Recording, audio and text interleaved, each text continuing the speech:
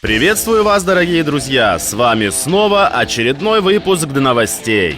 Так что набирайте побольше воздуха в грудь и ныряем вместе со мной на самое дно новостной ленты скрепного населения.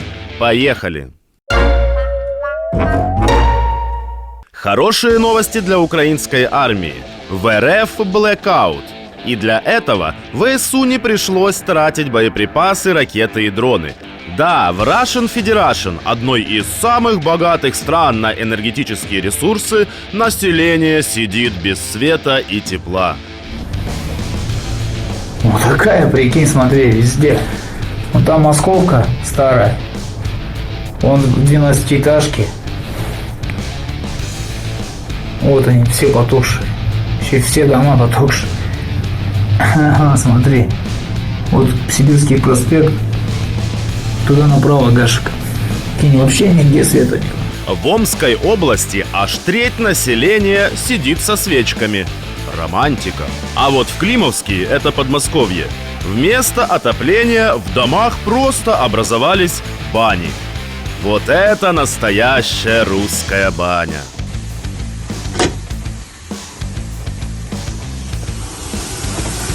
Вот такая ситуация в подъезде.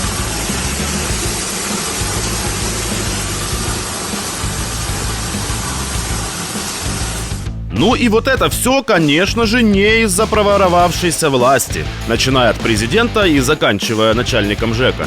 Нет, это просто системы ЖКХ ветхие, заявил рупор Кремля Песков. Отогреваем пушкой насосы, чтоб не замерзла в них вода, не разорвало. Мерзни, мерзни, волчий хвост. А вот боксер Кевин Джонсон получил гражданство РФ. Ну, по-видимому, он не подписан на телеграм-каналы Московской области. Ну, иначе непонятно, для чего переезжать из США в РФ. Если вы взглянете на мою жизнь за последние 6 лет, я вообще не жил в Америке. Я уехал из Америки, переехал в Доминиканскую республику. Я уехал из Доминиканы, я переехал в Богату, Колумбия. А вот тут становится все понятно. Кевин-то и не жил в США. Все больше по Колумбиям, Доминиканам, а там тепло. Ну, вскоре, думаю, Джонсон узнает новое российское слово «отопление». И тогда посмотрим, какую футболку наденет боксер.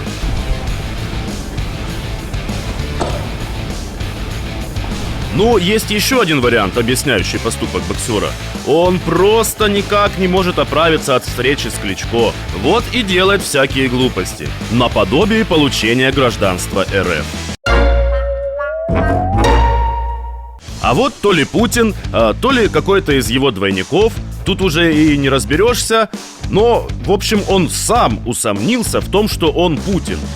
Ну, то есть двойник. Вернее, не двойник, а то, что он не Путин.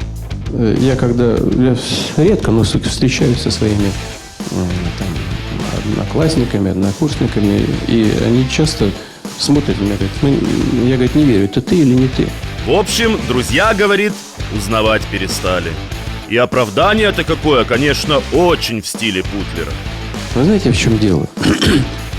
Человек сам не всегда понимает, как он себя будет вести, когда он оказывается на определенном уровне ответственности. Обо всем и ни о чем. Напомню, что недавно один из двойников Путина был обезоружен, когда ему задали вопрос на немецком языке. Можно спросить на немецком, пожалуйста?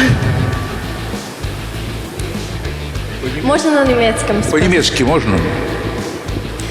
Wir alle wissen, dass Sie Peter den Ersten feiern und Historiker halten. Почитайте. А вот тот Путин, который еще в начале 2000-х взошел на престол, вроде как на немецком говорил без проблем. Die zum unheilen Symbol der tiefen Spaltung Europas wurde. В общем, сколько всего этих Путиных, думаю, не счесть. Уже, видимо, и самое близкое окружение фюрера не понимает, где Путин, а где подделка. Ну, а дешевых подделок РФ никогда не стеснялась. Еще с времен СССР. Автомобили, фильмы, одежда, техника, в общем, все. На одном из российских шоу это воровство выглядит особенно цинично.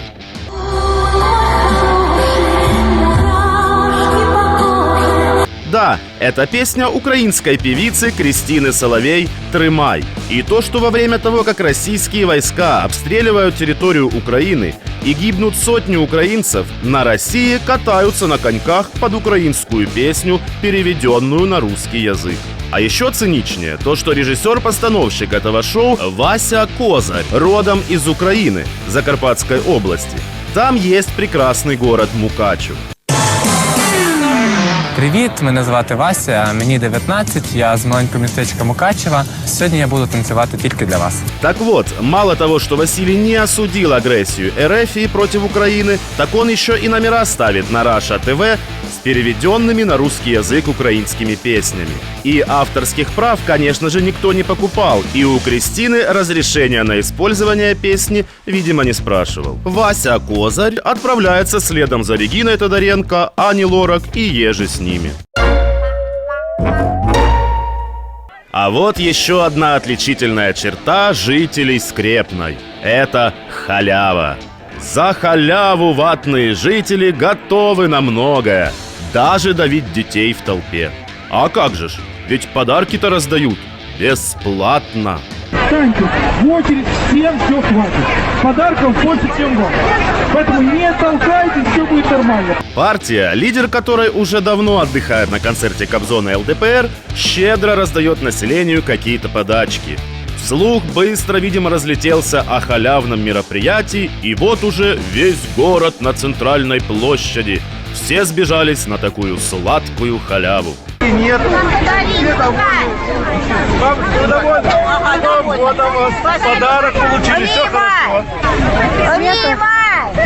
Вы рады? Настолько неорганизованно, настолько. Это вообще-то ужас, задавили было.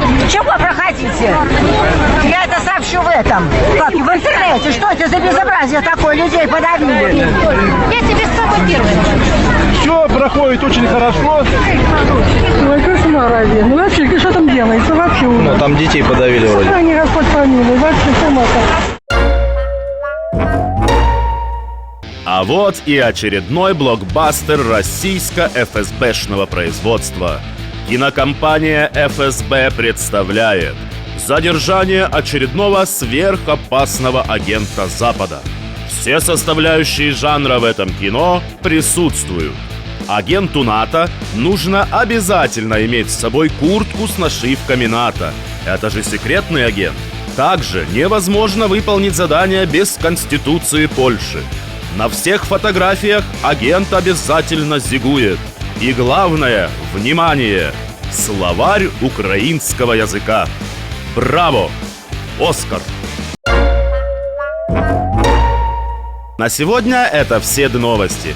Но я уверен, что через несколько дней нам снова будет на что посмотреть. Ведь дно жизни скрепного населения с каждым днем все глубже и глубже. И я обязательно подниму с этого дна уйму интересных новостей. Подписывайтесь на наш канал и ставьте лайк. Слава Украине! Живе Беларусь!